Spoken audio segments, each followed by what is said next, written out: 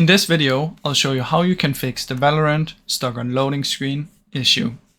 Now first what we want to try is find our Valorant right here, or search for it, and right click on it, properties, compatibility, and activate these two. Now try that and then run and see if it works. Now if this doesn't work, what we can try is update our video drivers. So I have GeForce Experience, I can simply open this and press update driver. Or you can manually go to Google and search for your driver and update it from there. Now another thing we're going to try is type run down here. Percentage, local app data percentage, that's okay.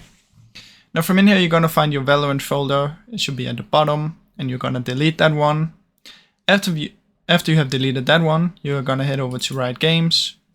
From in here you should have another Valorant folder, and you're going to delete that one as well. I already did this, so I don't have it in here, but you can do it.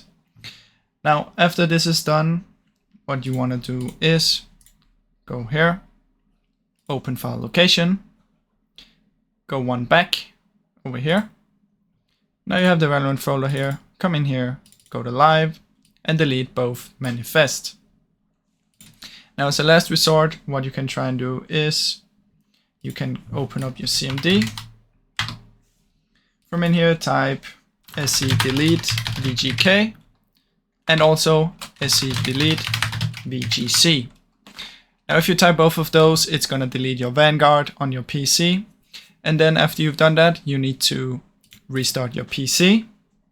After you've done that, you want to find your Valorant folder in the program files. So let me just do that real quick.